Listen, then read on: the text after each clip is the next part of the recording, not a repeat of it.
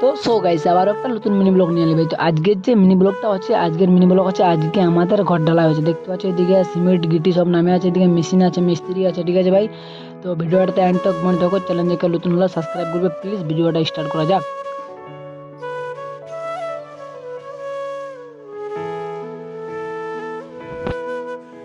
তো so guys मैं camera back कर रहा हूँ।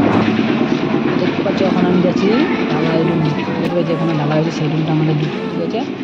ভিডিওটাতে লাস্ট তক মনে থাকো। দেখছো ভাই উপরে ঢালাই চলছে, অনেকখানি ঢালাই হয়েছে, এখন অনেকখানি ঢালাই বাকি আছে, ঠিক আছে ভাই।